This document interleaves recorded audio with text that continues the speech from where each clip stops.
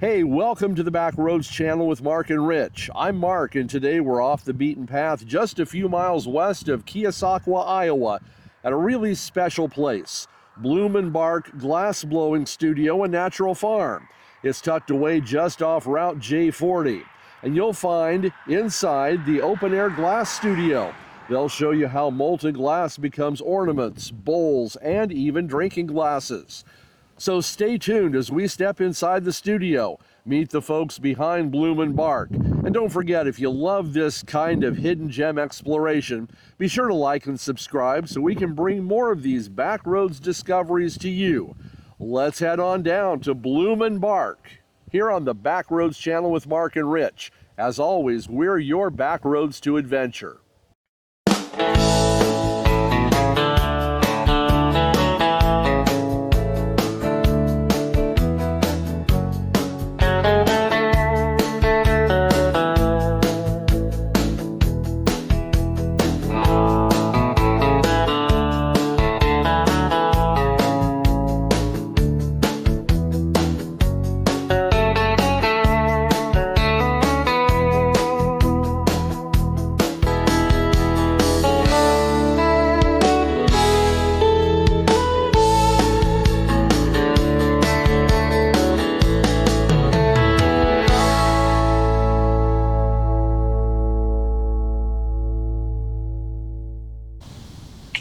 Welcome, everybody. We're at the entrance to the main studio of Bloom & Bark here in Van Buren County.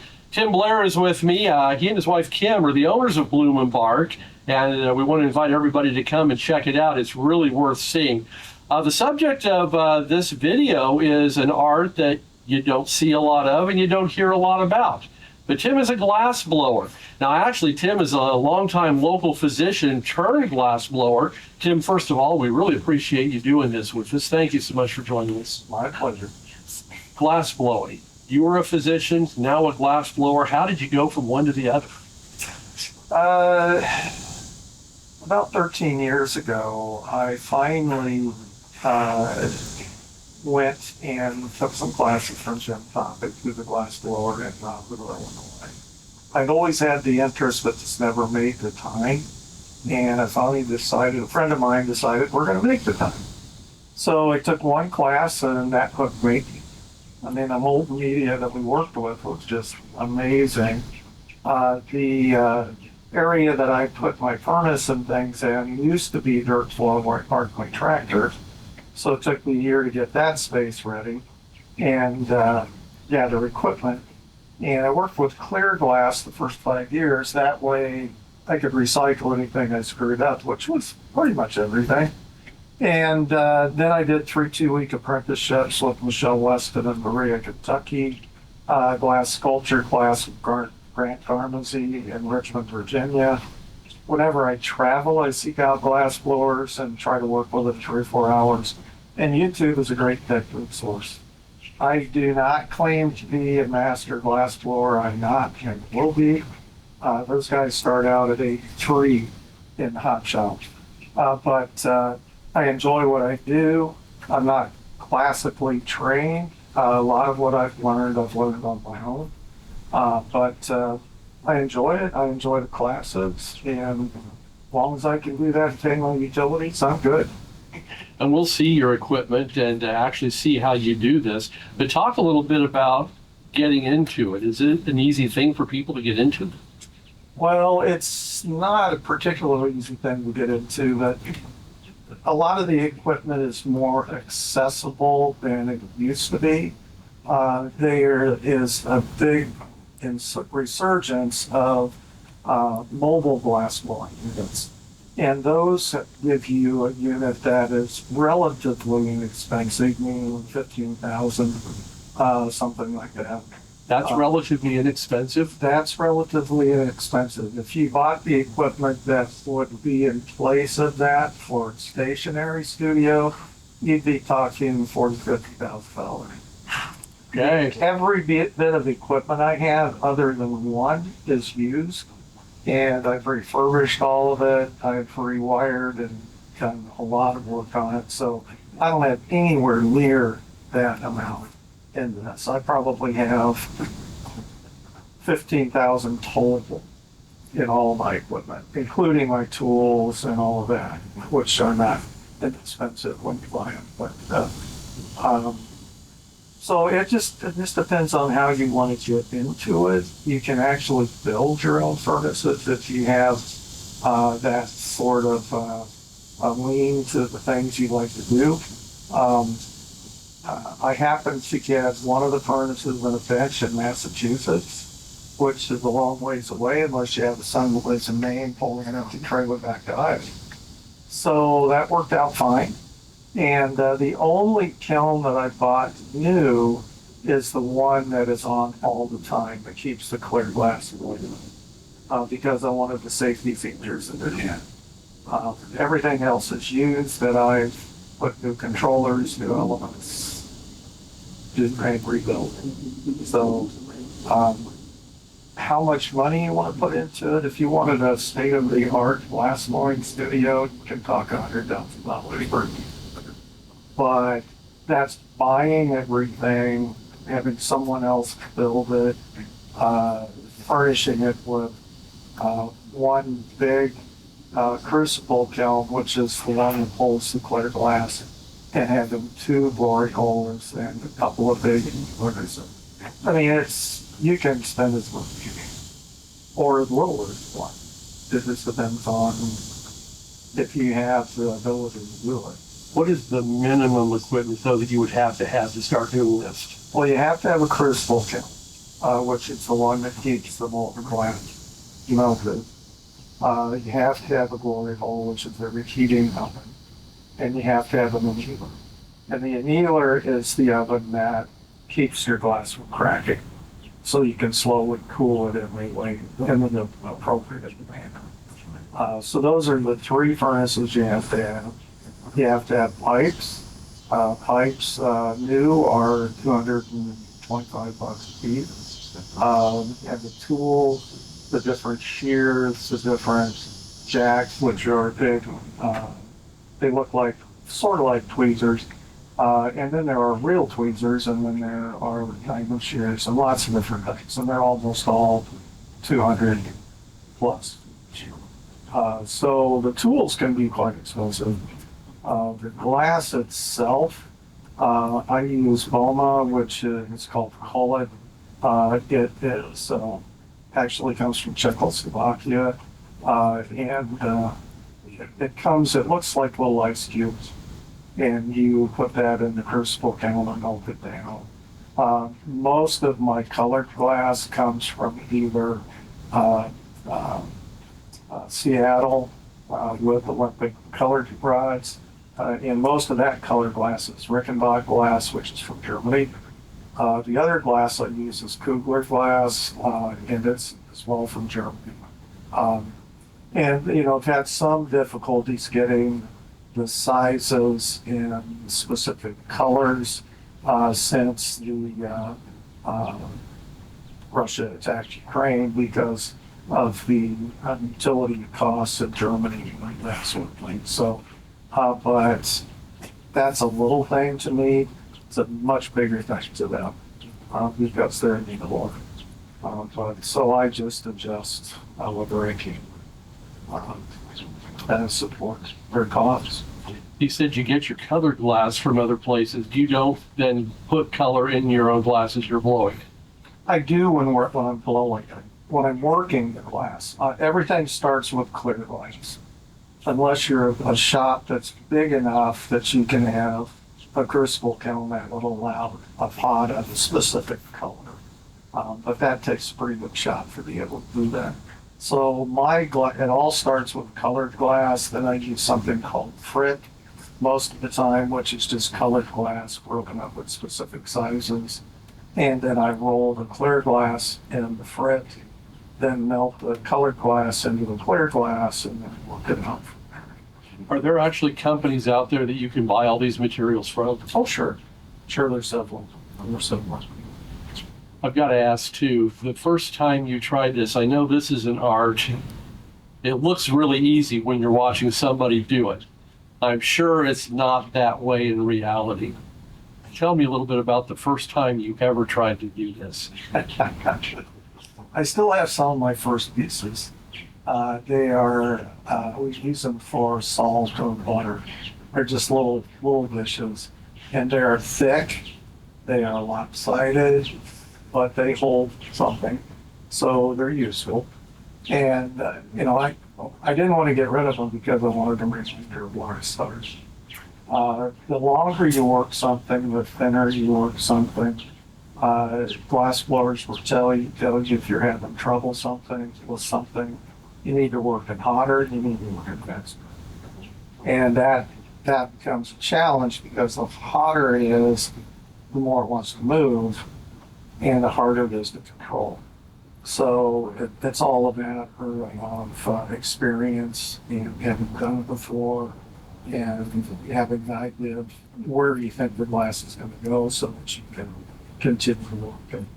And this may be a little bit dangerous, but guys, you want to come on over, let your wives or significant others go through the showroom, and you can see the beautiful veranda they have out here. You guys can just kick back, relax, let your wife shop to her heart's content, and then just enjoy the serenity that's out here. It really is beautiful back here. Yeah. You want to go give us a little demonstration? Sure. Tim again. Welcome to my open air studio where I work in the summer. A hot shop is a offhand glass blowing shop where you blow glass using pipes, like when you think of somebody handling a pipe and blowing, that's the type of glass blowing they do. It takes 3 ovens to run a hot shop. The first is the crucible kiln. There's one back in the corner that has a ceramic pot in it that holds 50 pounds of molten clear glass. In my situation, this is how my glass comes. It's called bullet. That furnace is on all the time. It runs at 2125 degrees. This is the reheating furnace. It is LP fire. I have to turn it on 2 hours before I go to work. It runs at 2100 degrees as well. Probably a little more than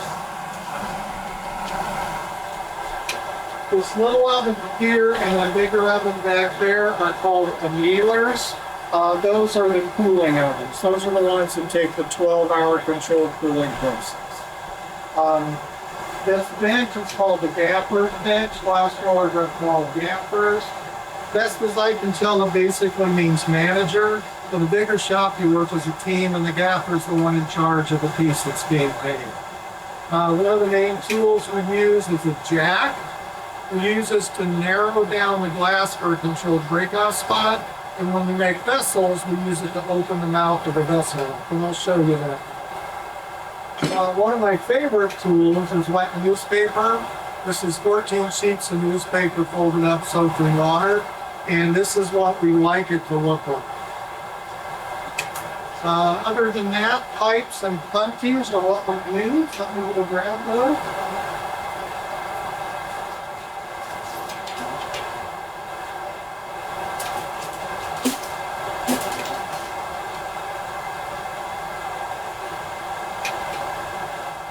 This is a pipe. You can see the hole in the end. This is the end we gather glass on. The heat stops generally around where this discoloration ends. They're stainless steel, so they don't transmit heat quite as well. This is the end we blow on. This is a punty. A punty is a solid stainless steel rod. We use this to add bits of glass to things. For example, if we blow an ornament, we would blow the ornament on the pipe. We drop it off over here. I would gather glass with the punty to make the hangers. When we make vessels, you blow your bubble on the end of this pipe. The bottom of your piece generally is out here. The top is attached to the pipe. You put glass on the punty, stick it on the bottom of the piece and break it off the pipe, and then it's on the punty and you can finish it from there. So everything in glass blowing has to be hot, otherwise the glass will not stick to it. So I'm going to preheat those guys, and then I'm going to get some color ready for what we're going to make. We're going to make 2 different things. We're going to make a base, and I'm also going to make a paperweight. I have some leftover color from the glass that I just did. This looks like celadon, which is kind of a turquoise, vanilla, and dark blue and light blue. And I'm just going to mix all those together.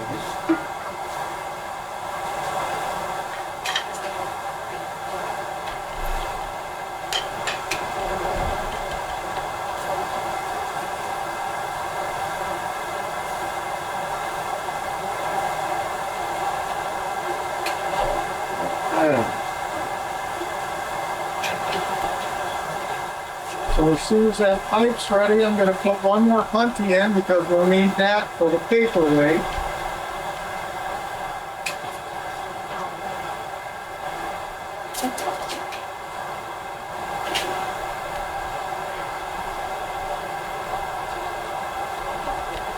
How do you know when the pipes are ready?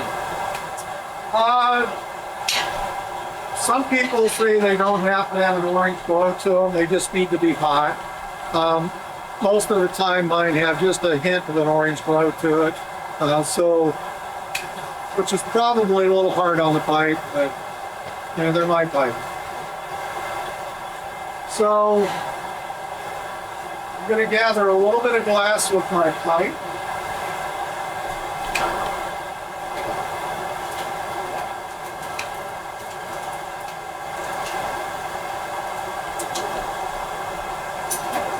Then I'm going to shape it on this table. It's called a marving table.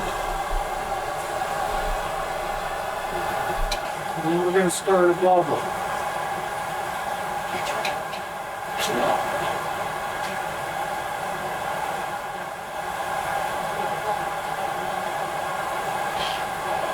You see the bubble in there.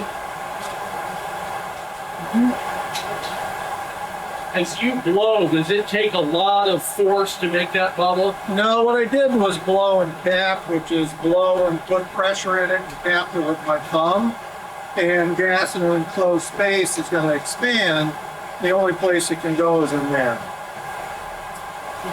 So now the orange glow at the end of that glass is gone, which tells me it's a solid again. So I'm going to gather more glass and pick this color up.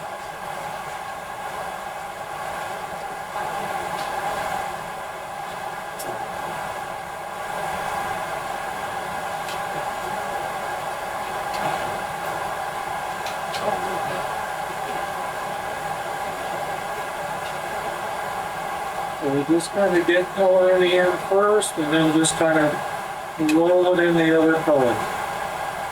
And we'll just make sure it's covered well. Now we're going to melt that colored glass into the clear glass. And then we'll bring it back out to this table to shape it and blow a little bit.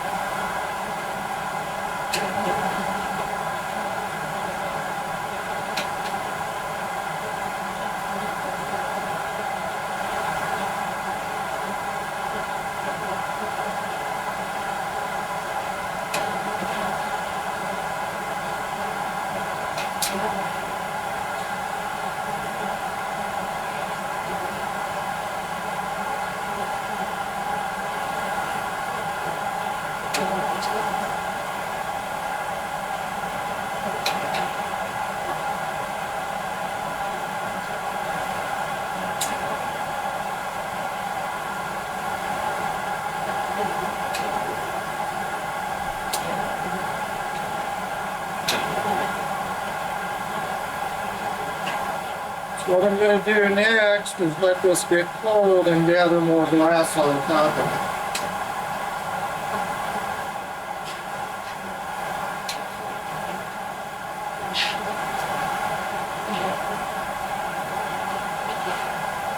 It doesn't look like it takes very long for it to cool down. No, but if I stuck this in there and got more glass right now, it would be really hard to handle.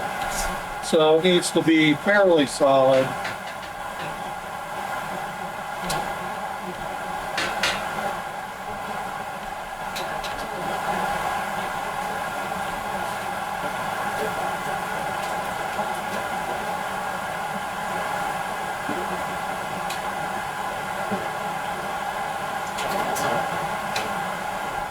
So the next thing I'm going to use is called a wood block.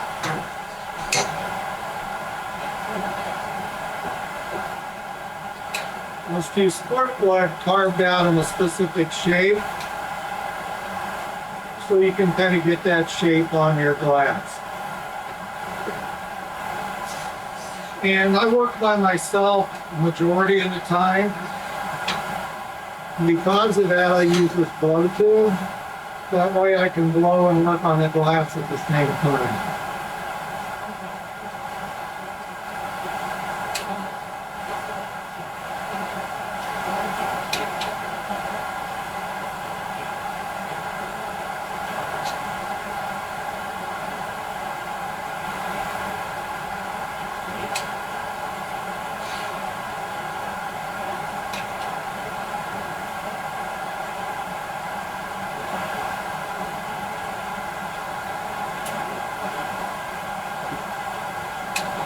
So now I'm going to heat this up, and I'll use gravity to stretch this out a little bit, and I'll blow it a little bit more.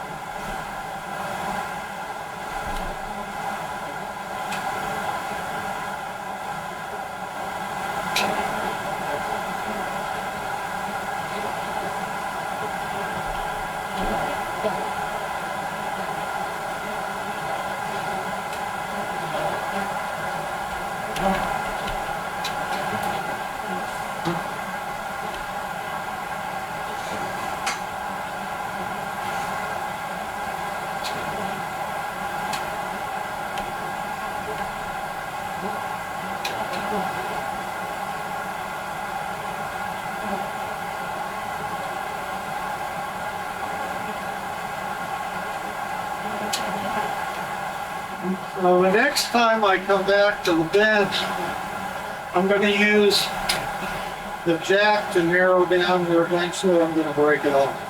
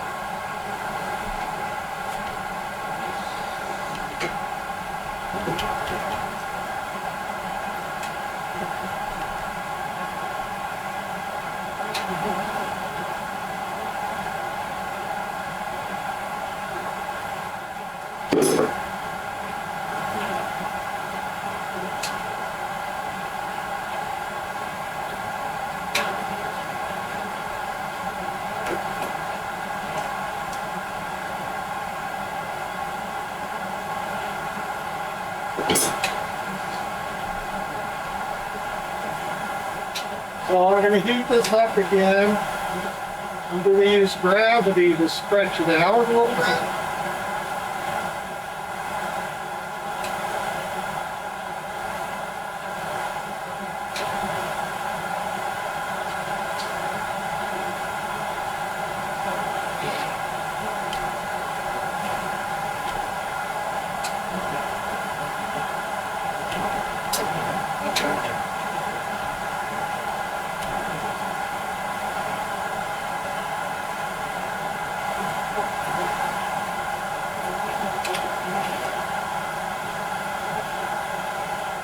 Do that again.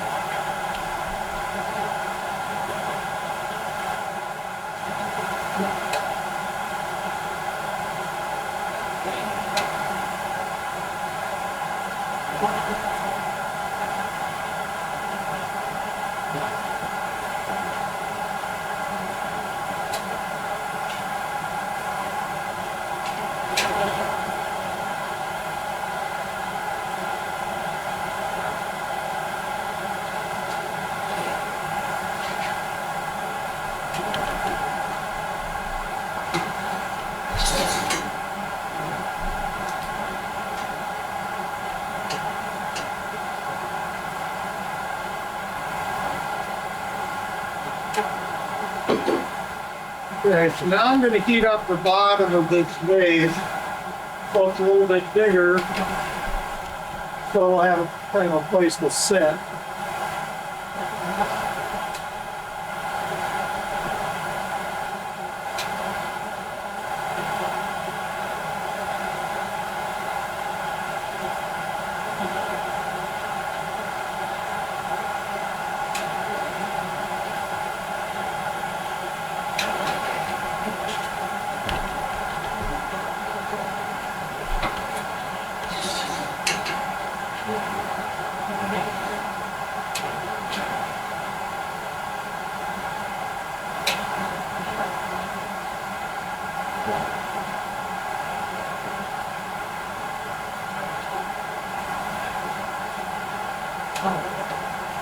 Then we're going to flatten the bottom.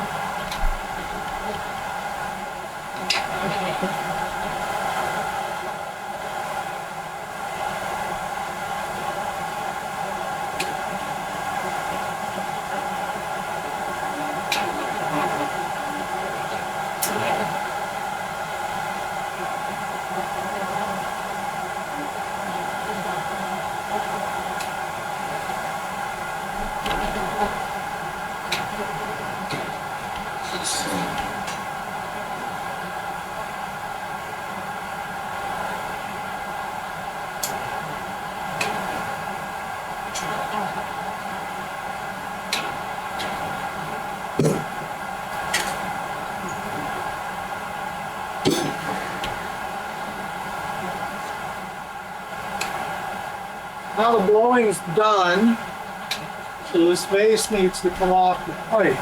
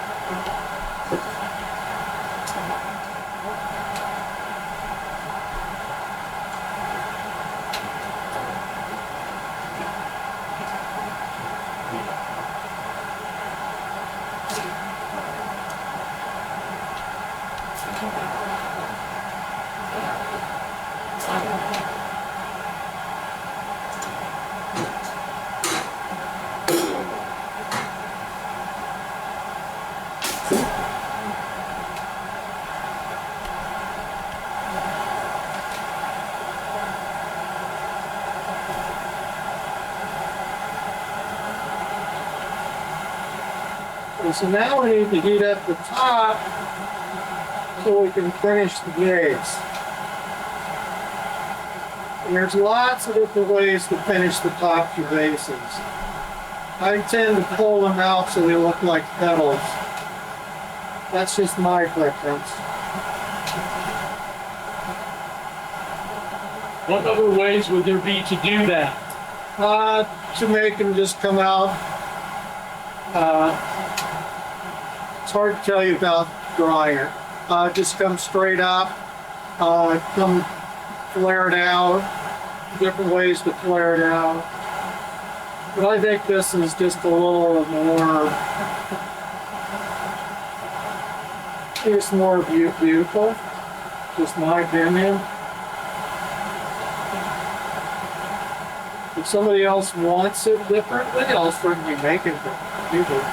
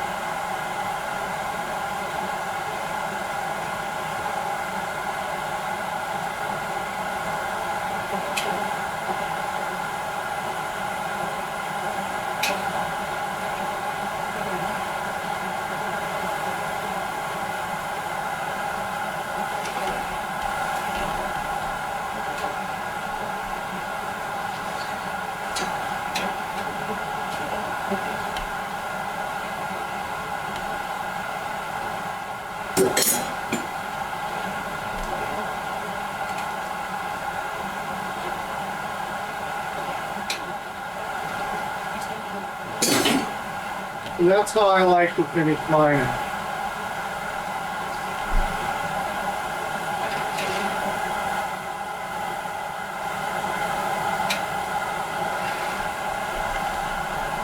Now we get it off.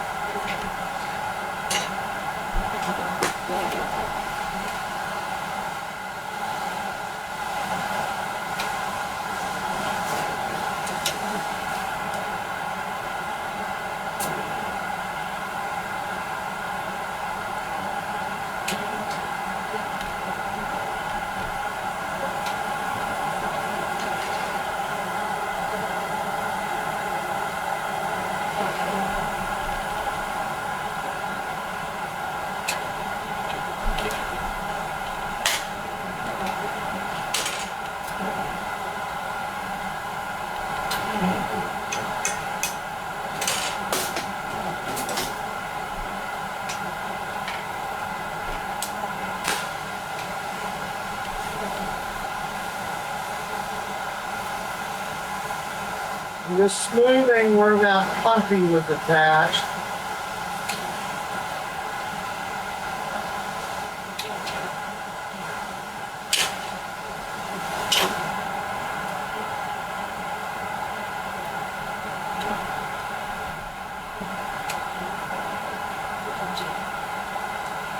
That's a small base.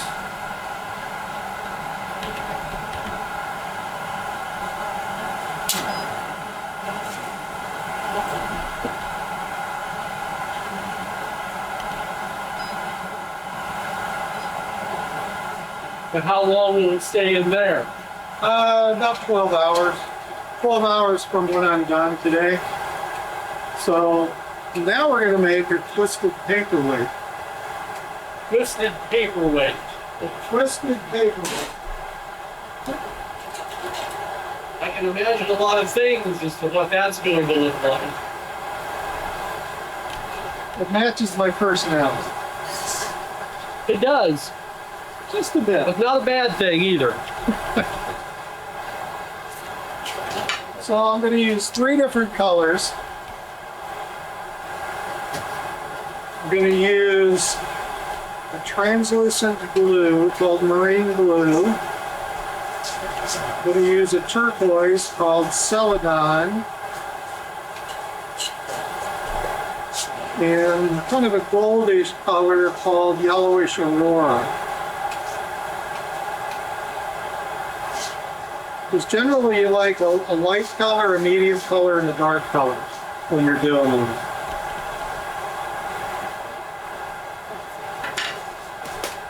Okay, so paperweights are solid glass, so all I'm going to be using is a punty. So I'm going to gather some glass.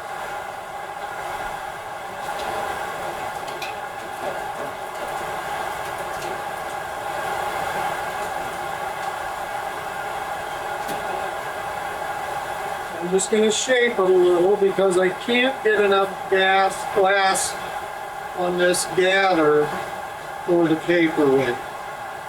And a lot of that is because of the type of crucible kiln I have. My kiln is a top access kiln. So you have to go in like this to get glass, and gravity strips it off.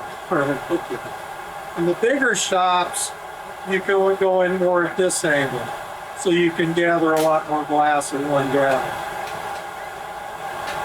But in my situation, this works really well. And I can get the same amount of glass, I just have to gather more. So now I'm going to get more glass and pick those colors up.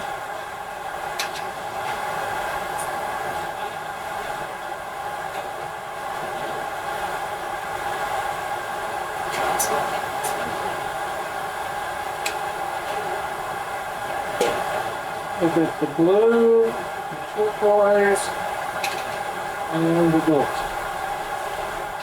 Now we're going to melt those together, or melt the colors into the clear glass. Colors in glass generally don't mix.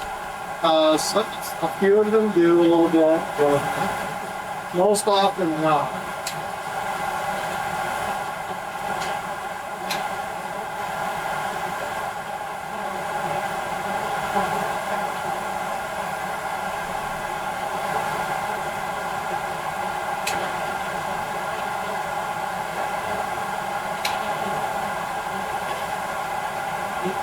So we're going to shape this glass.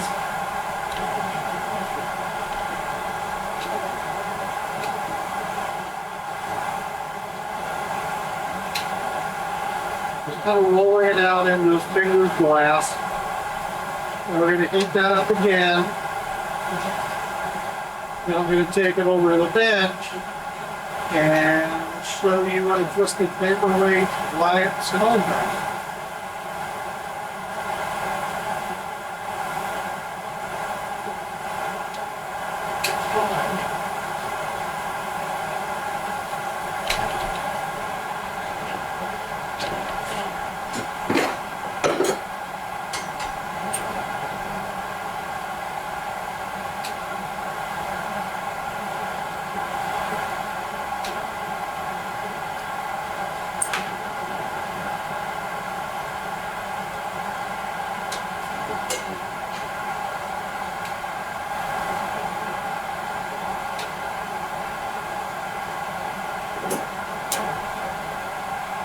So there's the twist.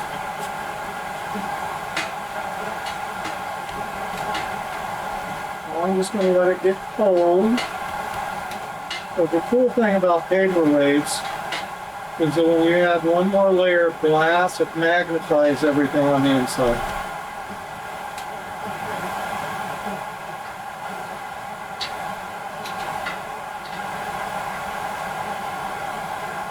But I want it to be really cold before I gather glass in.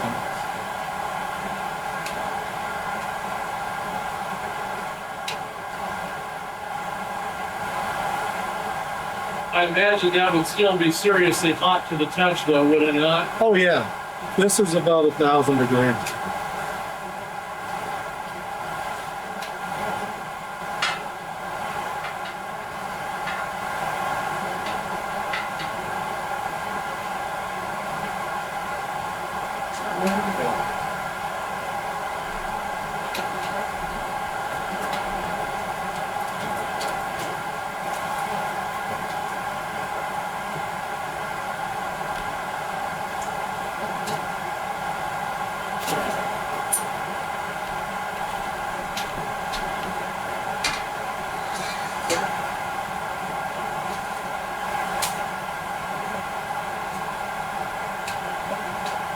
Using that wood block again that I used earlier.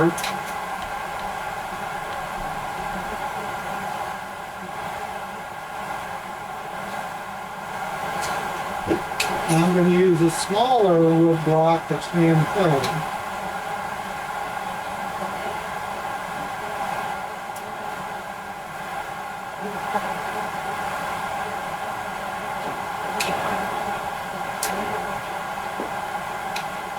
Start to use my jack a little bit.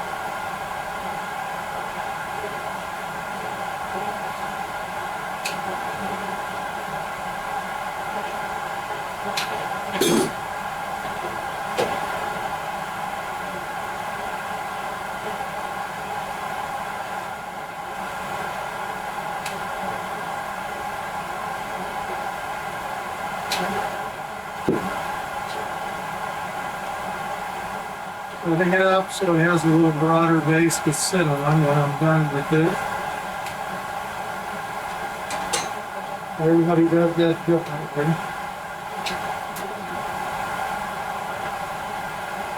We'll heat it up again.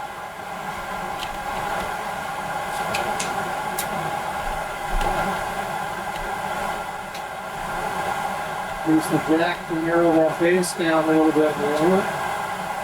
So if we need to touch it up at all.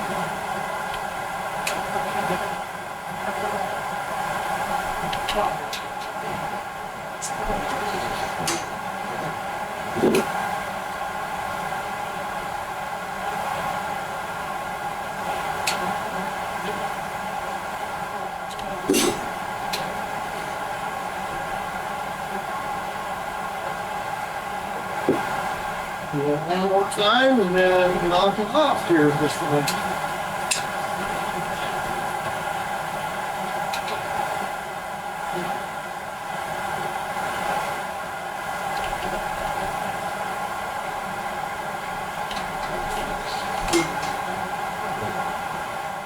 Now it's a matter of it cooling enough that I can knock it off without it picking up the texture of my knockoff blanket.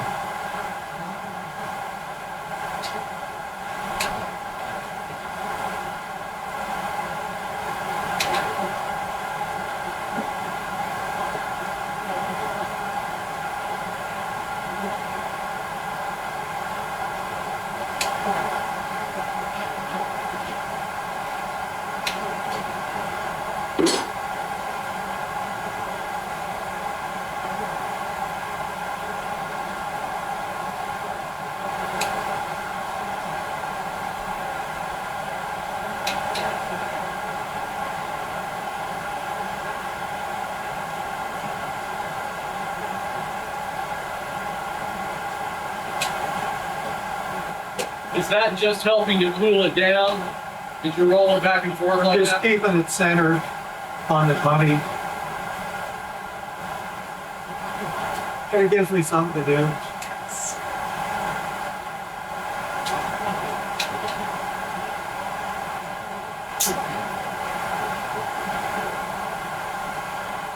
Okay.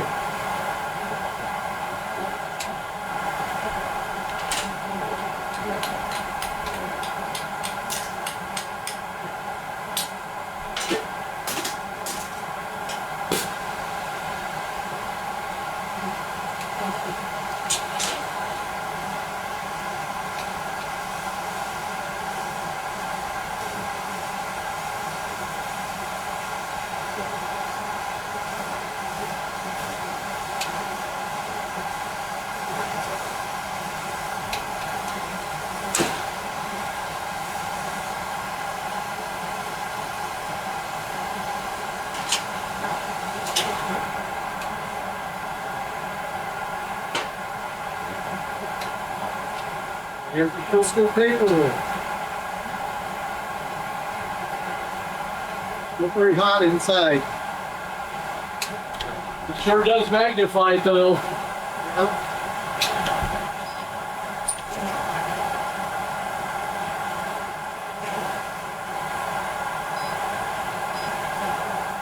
So if other glass blowers see this and say, oh man, why is he doing that? Doesn't he know better? Just tell him. No, I don't. I'm pretty much self-taught. So what I do works for me. I don't expect it to work for somebody else. So But I have fun. education can be a good thing, but Yeah, you know, if I wanted to go someplace and classically learn some things, I'd probably struggle because I wouldn't have the basics that other people don't have. anything else you'd like to talk to us about? I'm hearing some thunder, Yeah, gee, it's going to rain again. and we're standing under trees. Just to check out the Village Orb project at the Villages of Van Buren, where we hide orbs along trails in Van Buren County. And if you find one, you get to keep it. What's better than that?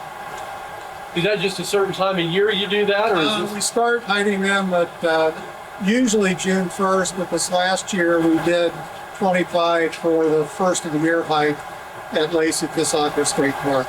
So, yeah, we're hiding 130 this year. Well, we hope you've enjoyed your tour of Bloom and Bark. Tim Blair and his glass blowing. Just some absolutely magnificent pieces here. Everything you see out here is for sale, everything inside. And if you catch him on a good day and he's feeling really, really generous, you might ask him, hey, I've got this particular piece in mind. I think it'd look really cool. Can you make it? Ask him and see what he says. Come check it out. Bloom and Bark, they're in Van Buren County, Iowa, right off of J40. And I want to thank you for joining us on this adventure this afternoon. As always, be sure to hit the subscribe button. We'd really appreciate that. Thank you for coming along with us. This is the Backroads channel, your backroads to adventure with Mark and Rich. See you next time.